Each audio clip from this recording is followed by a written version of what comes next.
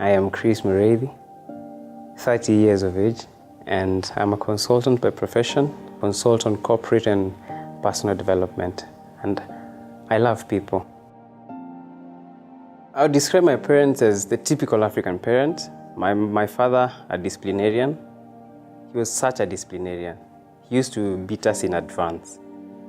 And he's going up country, he orders us to lie down. We are thoroughly beaten. We ask, what have we done? He says nothing. But I know when I'm gone, he'll do things. So he was that kind of a dad, very focused on education. He, like any African parent, education is the key to success. So he was all out, matters education. My mother, on the other hand, was the soft-spoken, the emotional one. I have never been beaten by my mother at any point in time as far as I can remember. So she was our go-to person when things are thick with Mzee. Mzee was the typical disciplinarian. Whenever you do something, your mother tells you, I'm waiting for your father to come home. And that was bad news, by the way. He used to approach our father like our salvation, with fear and trembling, because he was tough. But I'm glad that he was tough, because we are the men we are today because of that discipline.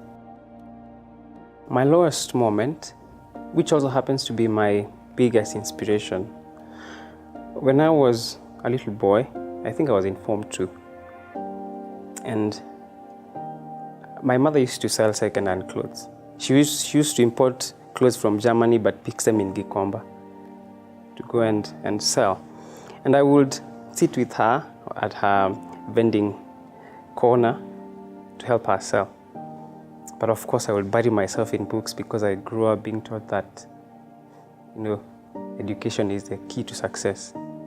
Matters little if they have changed the locks, but it's still the key to success. So while I was there, the city council askari would pass by every single day to collect the levy that they paid, 50 shillings. And my mother would pay every single time. But on this particular day, I remember it was in April 2004, the guy came, as usual, and he asked for the 50 shillings. And my mother said, I haven't sold anything today. Just walk around, come back later. I'm going to pay you. And the man said, no, these are stories that we are used to mezoea. So you have to pay the money and you have to pay it now. My mother said, just go come back later. And the guy was not listening.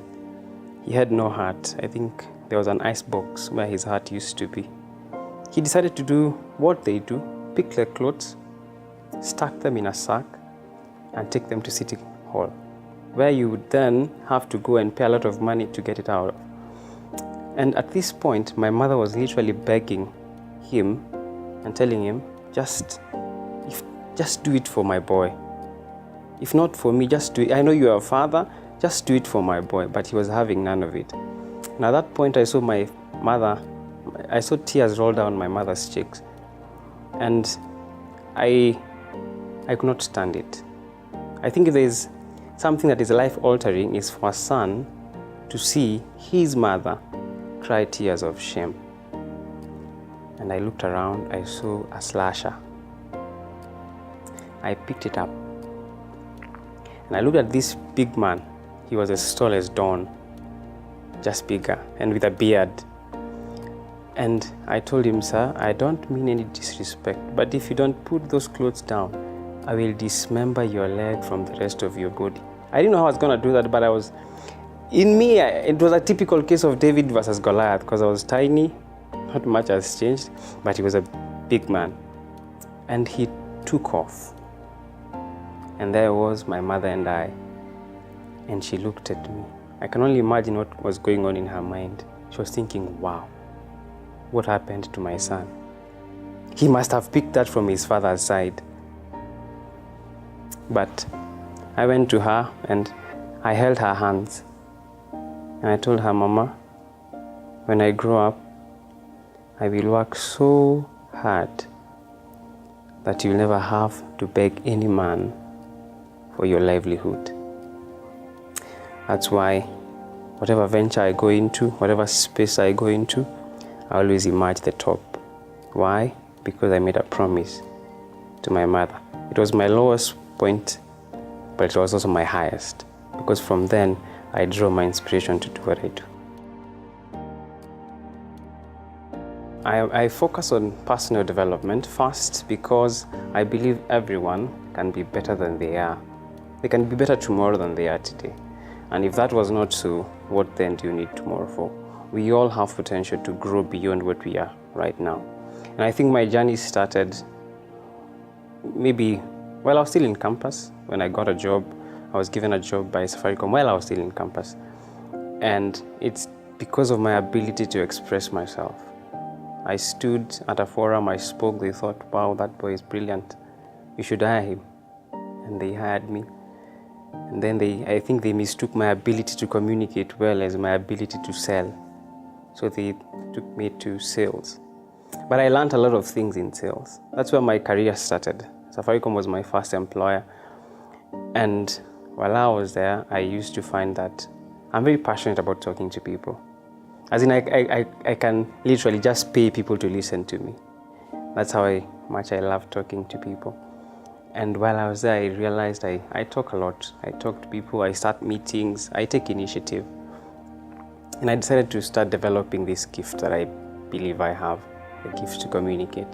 So as part of my journey, that's where I started. And after a while, I left and entered the big world out here. And I have been able to grow from strength to strength as far as my gift is concerned. I believe I'm a firm believer of gifts. And I think your gift can take you to so many places that you've never even imagined. If only we could take time to first identify our gifts and then develop them. They will take you to places that even your imagination was limited. A man should be a symbol of two things. One, providence. Two, protection. I believe that's what, it's not a beard. Protection, providence. Providence to your family, to start with. If you call yourself a man, you must be in a position to provide for your family. Two, protection. Protect those who are vulnerable, especially those close to you. Charity begins at home. Protect those close to you, be it your children, be it your wife, be it your brothers and sisters. That to me is what a man should be. One, provider. Two, protector. You see, there are these dreams, nightmares you usually have when you eat too much in the evening, that there's a snake running after you but you can't run. That's what it feels like to be a man right now, especially younger men. There's so much pressure from, it's not even social media, it's just the society. At a particular age, you're expected to be in a particular place. Then there's this whole life that happens on social media. Other people think other people are doing better than you are. Especially for the like of my career, because we are usually in different places at different times. Somebody thinks, wow, you're so far ahead of somebody else who is probably at your age. But the truth is, that is social media life. In real life, life is hard, especially for the man, because of that pressure. And more so the pressure we put on ourselves. Because you find that it's not the pressure that others bring. It's when we put on ourselves. You think at a particular age I should be we have this fixed picture that at a particular age we should be doing particular things with particular people at particular places. But then you realize life has its own timeline. It happens when it wants. And there are so many people, you can see even there's depression and mental disorders because people are putting too much pressure on themselves, especially men. There's a very high suicide rate among the men. Why? We don't speak out because speaking out seems like a sign of weakness. Asking for help seems like weakness, but the truth is it's the strong ones who ask for help. So I think there's too much pressure on the boy child right now. And the system is not supporting him as much as it should. There's been this emphasis on girl child, but the boy child has been a bit forgotten. And again, we can also blame ourselves. For one reason, men don't take too much emphasis on empowering themselves. It's women who actually go out and really empower themselves. So I think the combined factors of the external forces and our own laxity has led a man to be in a very precarious situation where we feel there's so much pressure on us to deliver and we are not delivering. Yeah, so that I think that's how I feel about being a man this time and in this city especially. True friendship for me is loyalty. And by loyalty, I mean somebody who will stand by you, whether you're right or wrong, at least in public. But when behind closed doors, they will tell you what is truth. And I am privileged to have a few friends who I can call loyal friends, people I can call at 3 a.m. and they pick their calls. Okay, I haven't tried yet, but I believe those guys would pick their calls. And if you have friends, are the families we choose. It's God's way of apologizing for bad relatives sometimes. I'm not saying I have bad relatives, but these are some friends stick closer than even your own family. And I treasure my friends, and I come through for my friends. Whenever they need me, I come through for them, because I know at some point I also need them to come through for me. I have written 3 books. The first one was called What Makes You Special? A Guide to Personal Branding. The second one was The Shallow End, Best Swimmers Aren't Found Here.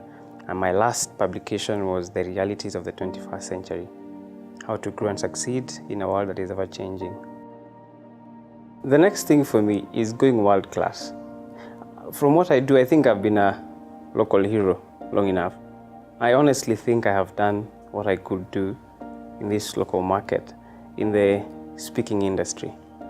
And I feel it's about time now I go beyond being a local hero.